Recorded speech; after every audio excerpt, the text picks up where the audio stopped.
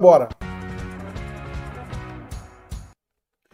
Bons amigos, vamos comentar aqui a prova do DEPEN, tá? Então a prova do DEPEN de agente, tá legal? Então a prova do DEPEN de agente. Então venha comigo à tela, vamos ler o texto primeiro e na sequência a gente vai comentar para você, tá legal? Bora lá então, olha só.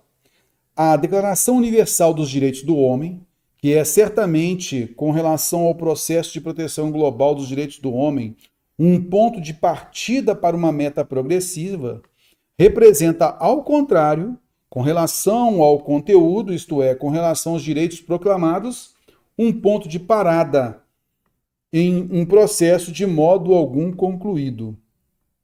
Então, ao mesmo tempo que ela é um ponto de partida para uma meta progressiva, ao contrário, em relação ao conteúdo, ela é um ponto de parada. Vamos lá. Os direitos elencados na declaração não são os únicos e possíveis direitos do homem. São os direitos do homem histórico. Interessante observar essa passagem aqui. Os direitos elencados na declaração não são os únicos e possíveis direitos do homem. São os direitos do homem histórico. Então ele fala, né? Não são os únicos e possíveis direitos do homem. Do homem histórico, ele especifica aqui, ó, tá? Não é simplesmente do homem, mas do homem histórico. Tal como este se configurava na mente dos redatores da declaração após a tragédia da Segunda Guerra Mundial. Em uma época que tivera início com a Revolução Francesa e desembocara na Revolução Soviética.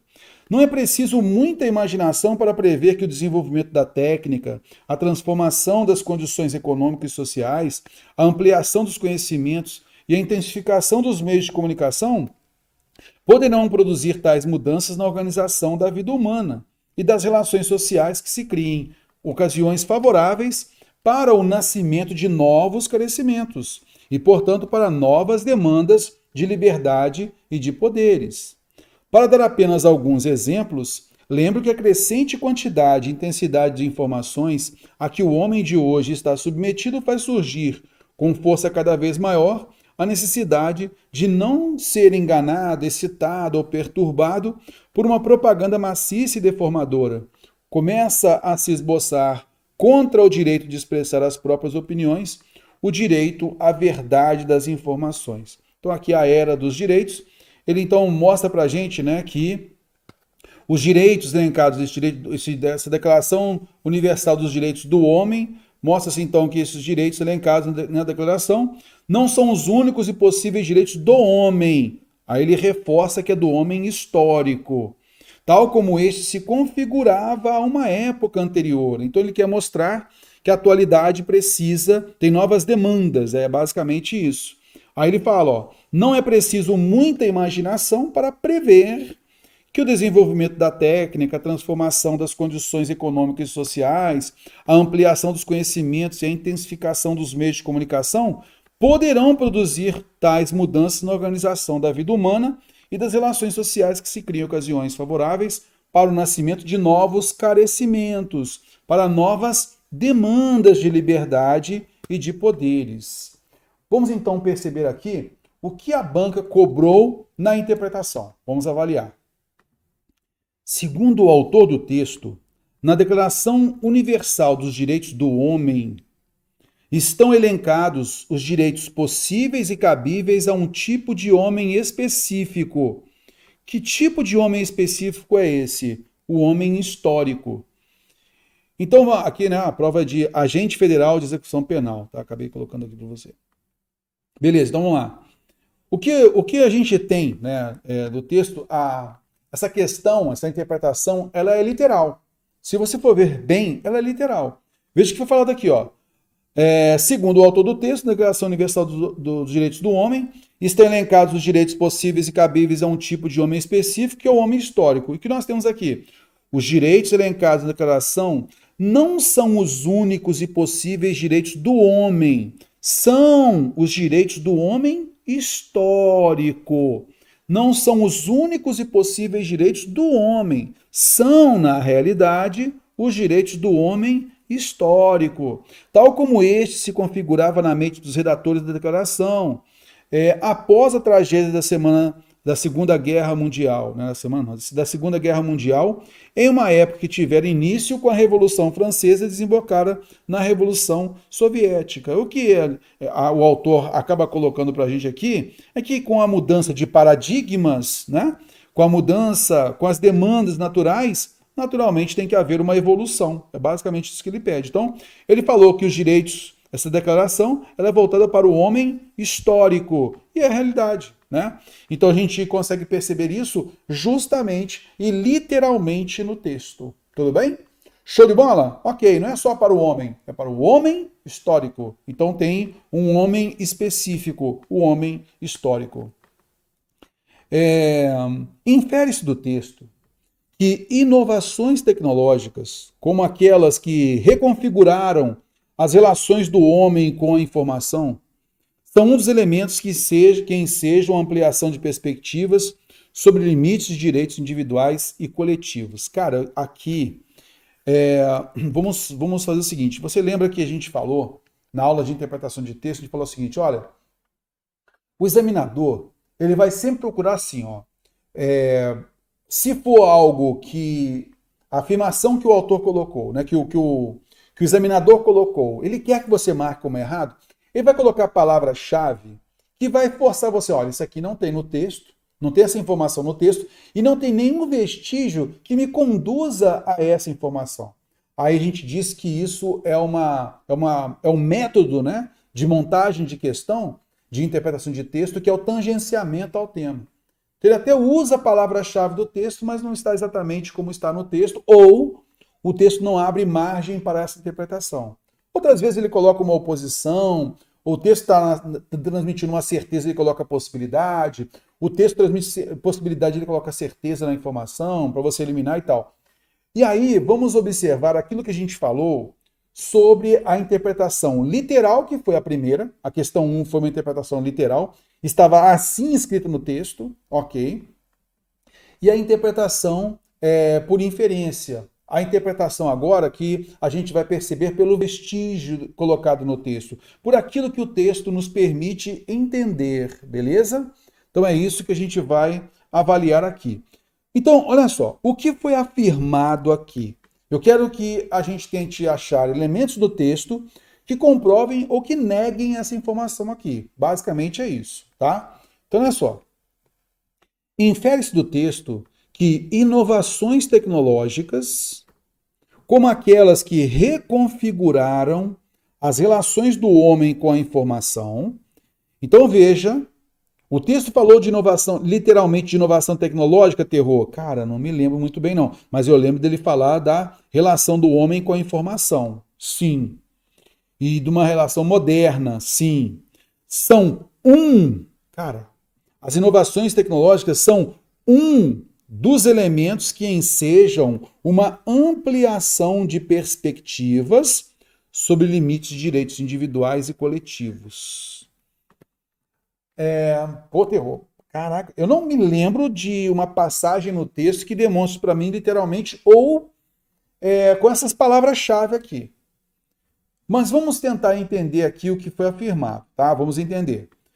Então, olha só, infere do texto que inovações tecnológicas, como aquelas que reconfiguraram as relações do homem com a informação, então aí, essa relação do homem moderno com a informação, sua relação com a informação hoje em dia, tá? Então é o homem moderno, são dos elementos que ensejam uma ampliação de perspectivas, enseja uma ampliação de perspectivas sobre limites de direitos individuais e coletivos. Vamos colocar de uma forma palpável, tá legal? Cara, antes, em 1938, com a Constituição Federal, não tinha nada sobre alguma legislação voltada para a internet. Não tinha nada a ver com a internet. Não tinha internet ainda. Com a inovação tecnológica, nós começamos a mudar os padrões. Concorda comigo?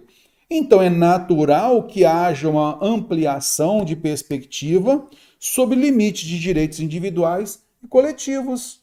Rapaz, é mesmo, Terror. Concordo. Há 10 anos, nós não tínhamos drones. Não tínhamos drones. Então, não tinha uma lei específica falando sobre drone. Concorda comigo?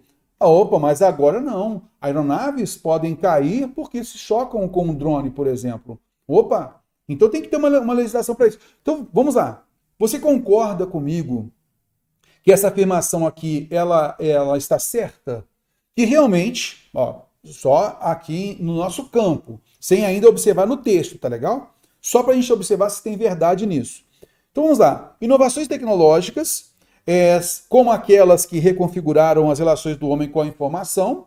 Então aí a ideia, então, com a informação e inovação tecnológica em relação com a informação, são um dos elementos que ensejam uma ampliação de perspectivas sobre limites de direitos individuais e coletivos. Na realidade é o seguinte, se há uma inovação tecnológica, fatalmente nós teremos limites, temos que ter regras para isso, que envolvam o direito individual e coletivo. Pronto, beleza? Show de bola.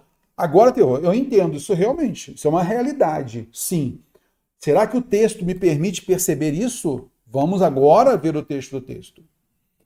O texto, então, ele fala que a Declaração Universal dos Direitos do Homem é para o homem histórico, para um homem específico, um homem histórico, tal como este se configurava naquela época anterior.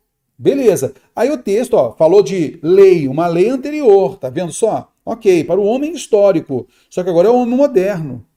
Aí coloca assim, ó, não é preciso muita imaginação para prever que o desenvolvimento da técnica, aí, ó, desenvolvimento de técnica, tecnologia, a transformação das condições econômicas e sociais, a ampliação dos conhecimentos e a intensificação dos meios de comunicação, tem tecnologia aqui, concorda comigo? Nas condições econômicas e sociais, numa relação social, também temos tecnologia. Nas condições econômicas, temos tecnologia. Poderão produzir tais mudanças na organização da vida humana.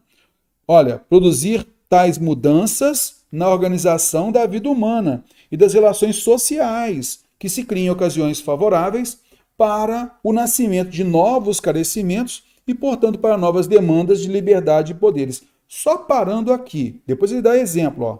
Só parando aqui. Só por falar, ó, só aqui, ó, já dá para a gente entender e inferir o que foi dito no texto, ó, na questão. Quando fala de relações sociais na vida moderna, nós já incutimos aqui redes sociais, comunicação entre as pessoas. Concorda comigo? Ah, sim, Terror. Que se criem ocasiões favoráveis, então essa mudança de relação social aqui, naturalmente teve novos carecimentos e, portanto, novas demandas de liberdade e poderes. Temos nossa liberdade de comunicação com as outras pessoas e tal, e também há uma relação de poder. Então, quem fiscaliza, quem faz a regra, né, na sociedade, opa, então há novas demandas, tanto de liberdade quanto de poderes, ok? Por quê? Nas redes sociais, por exemplo, nem tudo que eu falo eu posso. Não é assim, a liberdade de expressão e pronto. Mas tem alguns parâmetros legais. A partir do momento que eu ultrapasso esse parâmetro, opa, eu posso ferir alguém, posso dar um problema para alguém. E isso não era previsto nem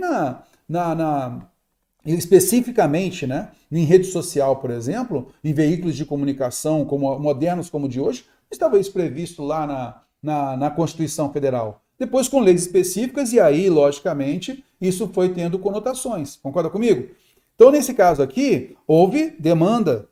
Para dar alguns exemplos, lembro que a crescente quantidade e intensidade das informações a que o homem de hoje está submetido, o homem está submetido hoje a uma quantidade muito grande de informações. Onde?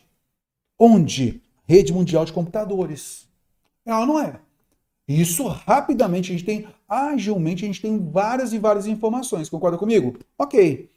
O homem de hoje está submetido e faz surgir com força cada vez maior. E sim, a gente sabe disso. A necessidade de não se ser enganado, não dá, né? De não ser enganado, excitado ou perturbado por uma propaganda maciça e deformadora. A gente também acaba ficando muito exposto a muita informação errada, né? Fake news, a propaganda excessiva, Então é o que ele está mostrando. A gente também fica à mercê de propaganda maciça, deformadora, começa a se esboçar contra o direito de expressar as próprias opiniões, o direito à verdade das informações. Eu tenho o direito de falar o que eu quero, mas tomar cuidado. Tem que ter verdade no que a gente está falando também, né? Para a gente não comprometer a vida do outro, na realidade. Conseguimos então perceber que, olha só, Theo, realmente, nessa mudança tecnológica, isso tem uma relação com a informação. Ele não falou aqui tecnologia da informação, não falou diretamente isso, mas a gente consegue subentender. Pelos vestígios colocados no texto, a gente entende. Concorda comigo? Com base nisso, nós notamos que é certa afirmação. Realmente, as inovações tecnológicas têm essa relação com a informação, olha só como essa informação, né, essa afirmação aqui, ela é genérica, ela aborda, abrange bastante, porque ela sabe, você tem que pegar algum vestígio do texto para nos auxiliar. São um dos elementos que ensejam uma ampliação de perspectivas sobre limites de direitos individuais e coletivos. Então, lembra que ele falou da demanda, a demanda de liberdade e de poderes. Daí ele falar que ao fim do texto, começa a se esboçar contra o direito de expressar as próprias opiniões, o direito à verdade das informações, a relação com o direito aqui, ó. Por isso, direito, que lá, logicamente, quando se fala em direito, direito individual e coletivo. É lógico. Concorda comigo que ele está implícito aqui? Sim, está. É essa a ideia, por isso está certa a afirmação. Veja então que tem um tom generalizante que aborda aqui. Então, a gente fez primeiro uma leitura aqui para ter uma ideia geral. Ela traz uma verdade? Traz. Essa verdade se encaixa a informação do texto? Se encaixa. De uma forma bem abrangente, ela se encaixa. Por isso está certo. Normalmente, tá, essa afirmação aqui, ela deixou escapulir aqui algumas informações e tal, mas ela deixou tão abrangente que a banca deixou como certa. Mas normalmente a banca não é assim. Normalmente ela costura isso com expressões-chave, com palavras-chave, para você nunca ter dúvida, tá legal? Mas aqui deu para a gente entender, então realmente cabe. Ela foi mais generalista e realmente isso coube numa boa. No trecho, poderão produzir tais mudanças na organização da vida humana e das relações sociais e que se criem ocasiões favoráveis para o nascimento de novos esclarecimentos. Seria mantida a correção gramatical caso C fosse deslocado para imediatamente após o verbo criem, ficando criem-se. Bom, se a palavra que aqui é atrativa, só cabe próclise, não cabe ênclise, né? Então não mantém a correção gramatical não errada a afirmação. Tranquilo? Beleza, indo à frente, questão 4. No trecho, com relação ao conteúdo, isto é, com relação aos direitos proclamados, é facultativo o uso das vírgulas para separar a expressão denotativa de explicação, isto é, que foi empregada com o mesmo sentido de a saber, ou seja, tem valor explicativo também. O isto é, palavra denotativa de explicação, não tem dupla vírgula facultativa, é obrigatório. Então, errada a afirmação. Cuidado, tá? A gente viu isso na nossa aula de sintaxe de oração, tá? Fique ligado nisso. Nas comunicações oficiais, duas questões, então, de correspondência oficial, tá? Então, a questão 5 e a questão 6. Então, com base no Manual de Redação da Presidência da República, julgue os itens a seguir relativos ao padrão de ofício. Nas comunicações oficiais para a autoridade de hierarquia superior à do remetente, deve-se utilizar, exceto para o presidente da República, o fecho respeitosamente. Aí você foi à nossa aula de correspondência oficial e você leu comigo lá que é para a autoridade de hierarquia superior do remetente, inclusive o presidente da República. Não é com exclusão, não é exceto, não. Tá? Inclusive, por isso está errada a afirmação. Cara, essa questão de 6 aqui, ela tinha tudo para ser linda, né? Tinha tudo para ser linda. Porque aí ela fez um ajuste com aquilo que a nova edição do Manual de Redação da Presidência da República, a nova edição de 2018, né? Mas o que acontece? A banca acabou amarrando, né? Poxa, o que mudou da versão anterior para a nova versão de 2018 e tal? Então a banca fez tudo bonitinho, cara, fez lindo. Olha só. De acordo com a última edição do Manual de Redação da Presidência da República, a distinção entre aviso, memorando e ofício foi abolida. Sim, passando-se a adotar o termo ofício como única nomenclatura e estrutura para todos os expedientes, com o objetivo de uniformizá-los. Quando o examinador montou essa questão aqui, ele pensou assim: passando-se a adotar o termo ofício como única nomenclatura para todos os expedientes, como aviso, memorando e ofício, para todos os expedientes mencionados anteriormente. Ele pensou isso. Só que quem lê não vai ser assim, né? Vem cá, olha só. De acordo com a última edição, a distinção entre aviso, memorando e ofício foi abolida, passando-se a adotar o termo ofício como única nomenclatura para todos os expedientes? Não. Para todos os expedientes, não. Os demais expedientes, eles têm a sua estrutura, nomenclatura, beleza? Mas para os expedientes da aviso, memorando e ofício, sim. Esses três têm nomenclatura ofício. Aí sim. Então a banca, aí vamos ao que o Manual de Redação da Presidência da República diz pra gente. A gente colocou isso na nossa aula, lembra? A gente leu em conjunto aqui e tal. E aí a gente colocou o seguinte, o que está literalmente no manual. Até a edição anterior do manual, assim se assado, havia 3 tipos de expedientes que se diferenciavam antes pela finalidade do que pela forma. O ofício, aviso e memorando, com o objetivo de uniformizá-los, passou-se a adotar nomenclatura de denominação únicas que seguiam o que é chamado de padrão ofício. Aí a distinção deles era aviso, ofício e memorando, que era para quê, né? Aí a observação que o manual colocou. Na nova edição do manual, ficou abolida a distinção acima e passou-se a utilizar o termo ofício nas 13 hipóteses. Passou-se a utilizar o ofício em todos os documentos? Não, nos 3 documentos, nas 13 hipóteses. Aí a banca teve que anular a questão. Não é para todos os expedientes. Está vendo só? Aí a banca colocou a justificativa. Qual foi a justificativa dela? Ao se afirmar que o termo ofício é adotado como única nomenclatura para todos os expedientes, a redação dá margem à possibilidade de que se trate de outros expedientes, além de aviso, memorando e ofício. Na hora que montaram a questão, eles pensaram, todos os expedientes aqui foram os falados anteriormente, olha, aviso, memorando e ofício. Mas na realidade abriu margem para nova interpretação. Por isso, naturalmente, a banca anulou. Corretamente anulado, né? É uma coisa natural. Quem montou pensou uma coisa, realmente deu a entender aquilo e tal, mas quando foi colocada a questão foi colocada à prova no concurso, realmente gerou a dúvida. A gente vai fazer o seguinte, então. A gente vai agora dar uma paradinha aqui. Na sequência, a gente tem outro texto. Então, já leia o próximo texto e a gente já corrige no nosso próximo bloco. Daqui a pouquinho a gente já volta. Coisa rápida.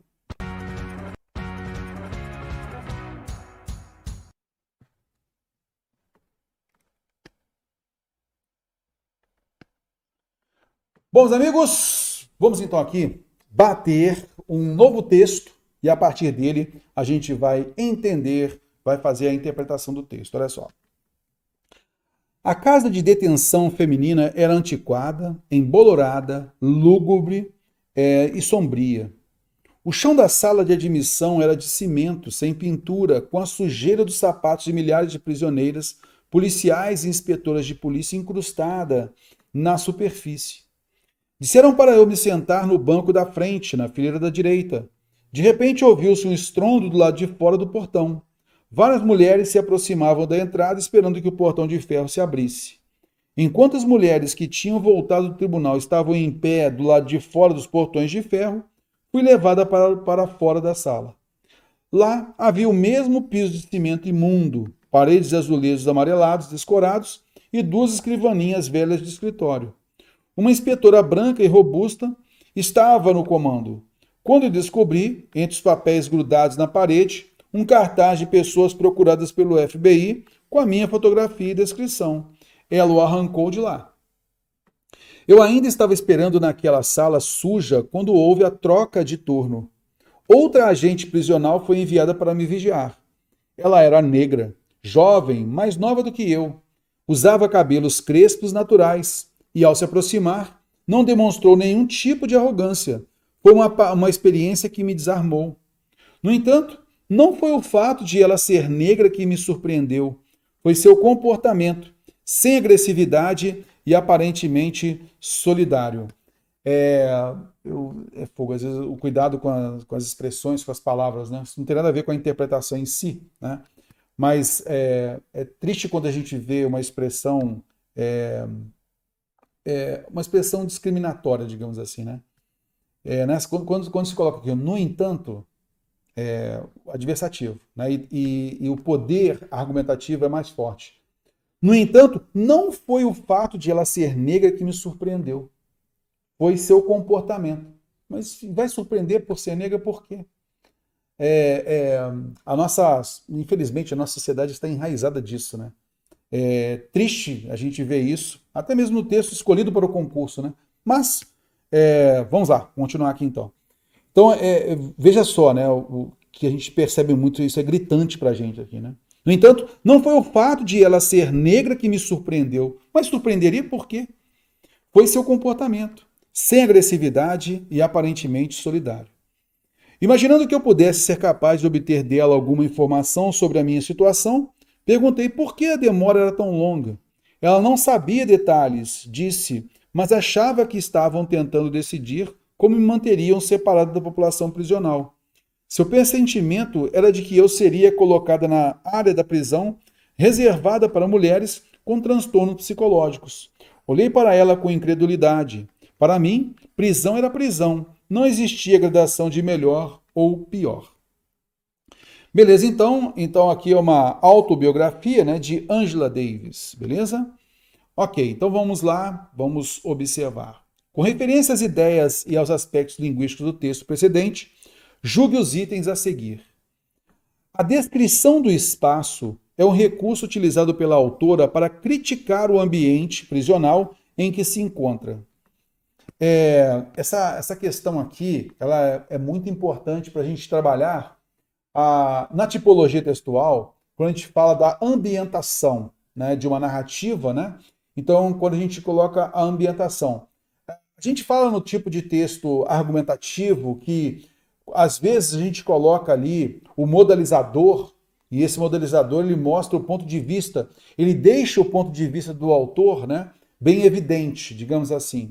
E há um aspecto, por vezes, um aspecto subjetivo, né, que entra o julgamento, né, o autor ele coloca seu julgamento de alguma coisa. Então essa ideia do ponto de vista e tal. Então, o modelizador ele transmite esse aspecto, né, de julgamento e de certo subjetivismo. Então, isso também acontece na narrativa. Também na narrativa a gente percebe que o narrador ele pode contar, né, o caso e tal num aspecto subjetivo, né, com certo julgamento já. Tá? Como ela está falando dela mesma, então é o chamado narrador personagem, beleza? Ele está completamente envolvido na situação. Então, ela está completamente envolvida na situação, né? Então, eu queria mostrar isso para você. Olha só. Primeiro, vamos perceber a descrição, tá? Então, olha só a questão. Ela fala, ó, a descrição do espaço, tá? Então, do lugar ali. É um recurso utilizado pela autora para criticar o ambiente prisional em que se encontra. Então, há um aspecto subjetivo, correto? É isso que a gente tem que observar. Há, então, nesse caso, uma descrição subjetiva. Olha só que massa. A casa de detenção feminina era antiquada, embolorada, lúgubre e sombria. O chão da sala de admissão era de cimento, sem pintura, com a sujeira dos sapatos de milhares de prisioneiras, policiais e inspetoras de polícia incrustada na superfície. Então eu poderia de fora analisar, não, realmente isso aqui está muito sujo, aqui também está muito sujo, assim, assado, e fazer considerações sobre isso. Ok. Disseram para eu me sentar no banco da frente, na fileira da direita. De repente ouviu-se um estrondo do lado de fora do portão, várias mulheres se aproximavam da entrada esperando que o portão de ferro se abrisse. Enquanto as mulheres que tinham voltado do tribunal estavam de pé, do lado de fora dos portões de ferro, fui levada para o lado de fora. Lá havia o mesmo piso de cimento imundo. Ele não estava sujo, ele estava imundo. Paredes e azulejos amarelados, descorados e duas escrivaninhas velhas de escritório. Aí ela falou da inspetora branca, aquela coisa toda. Eu ainda estava esperando aquela sala suja quando houve a troca assim assado. Então você percebe, né, que a autora a todo momento a autora não, né? A narradora, ela estava a todo momento falando do aspecto sujo do ambiente, beleza? Então a gente entende que há um aspecto subjetivo aí, de uma consideração. Ela mostrando um julgamento. A casa de detenção feminina era antiquada, embolorada, lúgubre e sombria. O chão da sala de admissão era de cimento, ok, objetivo, era de cimento, o chão da sala de cimento. Sem pintura, tá? Aspecto objetivo. Com a sujeira dos sapatos de milhares de prisioneiras, policiais e inspetores da polícia incrustada na superfície. Ao incrustada aí também, né? Que intensifica. Depois ela falou, havia o mesmo piso de cimento imundo. Olha o aspecto subjetivo aí. Está sendo tudo muito sujo aqui. Paredes de azulejos amarelados, descorados e duas escrivaninhas velhas de escritório. Então, todo o ambiente que ela estava contando, né, parecendo um ambiente fúnebre, lúgubre, olha só. Embolorado, lúgubre, antiquado, sombrio. Então, por quê? Ela estava contando sobre ela, sobre o caso dela. Então é natural que ela colocasse esse ambiente mais sombrio do que às vezes e aparentemente seria, beleza? Por isso, há sim um aspecto crítico, porque é uma visão que ela tem daquele ambiente, tá legal? Então, criticando esse ambiente, quando ela fala que está sujo, imundo, mostrando, poxa, se está imundo, se está sujo, tem que se limpar. Concorda comigo? Ao se colocar essa característica subjetiva, né, de estar, e esse modalizador, se fala que está naquele ambiente em que várias pessoas passam, está sujo, então é porque deveria limpar. Não deveria estar sujo. Concorda comigo? Então é uma crítica que ela deixa nesta descrição, tudo bem? É uma crítica implícita. A gente percebe isso pelo dado subjetivo. Se está sujo, deveria estar limpo, né? Várias pessoas passam ali, então a gente subentende que deveria estar limpo. Então é a crítica que ela coloca para a gente. 8. Infere-se do texto que a autora se sentiu desarmada e, portanto, menos desconfiada, devido ao fato de a agente prisional referida no quarto parágrafo ser negra. A gente vai verificar isso aqui, né? Literalmente no texto. Não foi o fato de ela ser negra que me surpreendeu. Foi seu comportamento. Então, o comportamento daquela pessoa que surpreendeu. Ela não tinha agressividade e aparentemente ela é solidária. Tá vendo só? Então não foi o fato de ela ser negra que me surpreendeu. Por isso que essa ideia assim, ela falou, ela mostra pra gente, olha, o que me surpreendeu foi ela me tratar sem agressividade, ela ser aparentemente solidária. O que me surpreendeu não foi o fato de ela ser negra, mas também o fato de ser negra também não poderia surpreender. Concorda comigo? Não poderia surpreender. Daí o aspecto subjetivo, né? O que a gente fala, ela quis dizer que não foi isso, né? Não foi o fato de ela ser negra que me surpreendeu, mas que surpreenderia a sociedade, digamos assim, né? Então, há certo preconceito que a gente observa nessa passagem aqui, né? Ela fala, não foi isso, não. Para mim não foi isso que surpreendeu, não. Foi porque ela não foi agressiva e aparentemente foi solidária. Mas para outros poderia ser, né? Então aqui é um dado literal que a gente tem no texto, né? Então mostrando para a gente o que a surpreendeu na realidade foi o fato de ela não ser agressiva e aparentemente estar solidária, tá? Basicamente isso. Não foi o fato de ela ser negra, tá? Então infere-se do texto que a autora se sentiu desarmada e, portanto, menos desconfiada, devido ao fato de a agente prisional referida no quarto parágrafo ser negra. Ela mostrou literalmente que não é o fato de ser negra, tá? Por isso está errado. 9. Muito boa essa questão aqui, moçada. Muito boa essa questão que a gente trabalhou na aula de numeral, a gente trabalhou na aula de artigo, a gente trabalhou na aula de concordância. Tá legal? Caraca, terror, não assisti a aula de numeral, tava na aula de concordância. Caraca, terror, não assisti a aula de artigo, tava na aula de concordância. Caraca, terror, não assisti a aula de concordância. Aí, por favor, né? Vamos lá então, vem comigo a tela. Sem prejuízo da correção gramatical do texto, a primeira ocorrência da preposição de, no trecho com a sujeira dos sapatos de milhares de prisioneiras, poderia ser substituída por dos, da seguinte forma: com a sujeira dos sapatos dos milhares de prisioneiras. Então aqui ele falou da preposição de, colocou entre aspas aqui, né? para mostrar aqui, ó, literalmente essa primeira ocorrência aqui, ó. Tá legal? Não é essa aqui não, tá? Essa preposição de mais os não. Essa daqui. Então eu queria o quê? Diante de milhares. Então, nesse caso, cabe artigo masculino o. E não as milhares de prisioneiras, mas os milhares de prisioneiras. Tá legal? Com a sujeira dos sapatos dos milhares de prisioneiras. Certíssima afirmação. Muito bem, tá? Então, diante de milhar, milhão, bilhão, o artigo é masculino. O milhar, o milhão, tá? O bilhão. Em suas duas ocorrências no terceiro parágrafo do texto, o vocábulo lá faz referência à parede da sala em que estava fixado um cartaz com a fotografia da autora do texto. Lá se refere à parede da sala? Vamos lá então, olha só. Aqui, ó. Lá aqui e lá aqui. Enquanto as mulheres que tinham voltado do tribunal estavam em pé do lado de fora dos portões de ferro, fui levado para fora da sala. Lá havia o mesmo piso de cimento imundo. Lá onde? Na sala. Havia o mesmo piso de cimento imundo.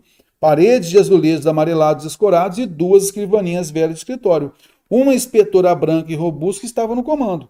Quando descobri, entre os papéis grudados na parede, um cartaz de pessoas procuradas pelo FBI com a minha fotografia e descrição. Ela arrancou esse cartaz da parede. Aí o lá retoma a parede, mas esse lá aqui retoma a sala. Concorda comigo? Nessa sala tinha piso com cimento imundo, paredes de azulejos amarelados, escorados e duas escrivaninhas velhas de escritório. Então, errada a afirmação. Beleza? 11. Sem alteração dos sentidos originais do texto, o vocábulo enquanto temporal, que introduz o terceiro parágrafo, poderia ser substituído por à medida aqui, que é proporcional. Já bate o olho, ó, enquanto ele é temporal. À medida que é proporcional. O sentido original, ele é mudado. Não tem jeito. Enquanto ele é valor temporal de simultaneidade.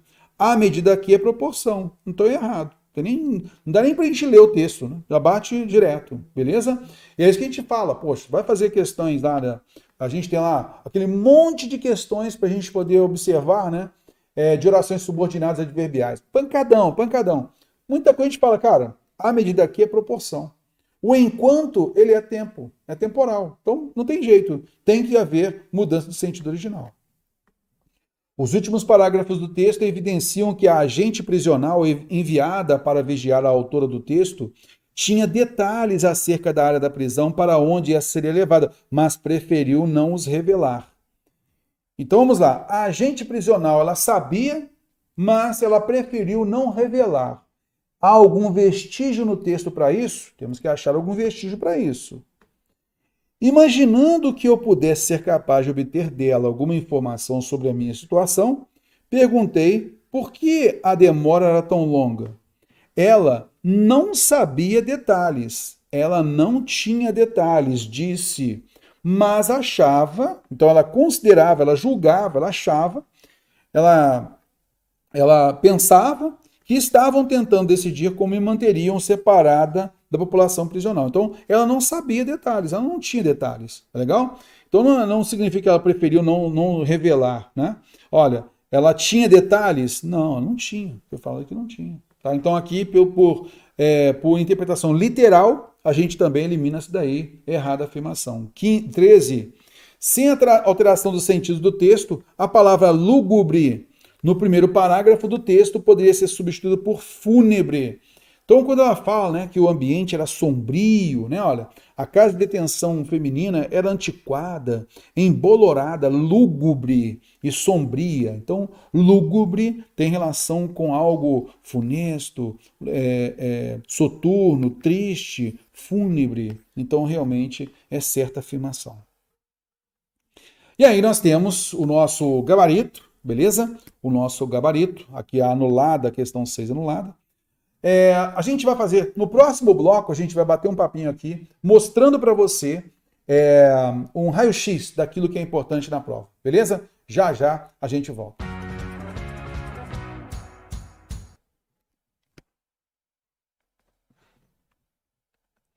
Bom, meus amigos, vamos passar aqui então agora para um quadro resumo. Vamos lá então para o nosso raio-x.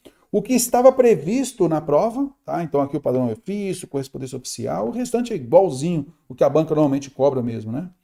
Então vamos lá, questão 1, 2, questão 1, 2, 7, interpretação de texto, né? Você percebeu aí 2 textos que a banca colocou. Questão 3, colocação pronominal. Questão 4, pontuação, lembra? A questão 5 e 6, correspondência oficial. Questão 8, mais uma de compreensão. A questão 9, cobrando o numeral, né? A gente falou do numeral, então milhar, né? E aí, diante dele, do artigo, né? O artigo o, beleza? Tranquilo. Então, também na aula de concordância a gente viu a mesma coisa. Então, fica ligado aí. Questão 9, a gente viu isso aqui em 3 aulas, tá? A questão 10, trabalhando lá o advérbio lá, né? É um elemento de referenciação, além de ser, ele é um mecanismo de coesão, né? Além de ser de classe de palavra advérbio. A questão 11, trocando então o conectivo, né, a sequenciação textual, por isso tem relação com a aula de orações subordinadas, trocando o enquanto por a medida que. A questão 12, interpretação de texto. A questão 13, lúgubre, lembra? É a mesma coisa de fúnebre, significação das palavras. Toda a prova cobra isso, né? Cobra alguma questãozinha de significação de palavras. Mapeamos então aí o que efetivamente foi cobrado na prova, tá legal? Então é importante a gente sempre avaliar isso. Show de bola? Espero ter ajudado você a entender bem o que a banca cobrou nesta prova. Mas tem muita coisa para a gente ver ainda. Grande abraço. Valeu, moçada.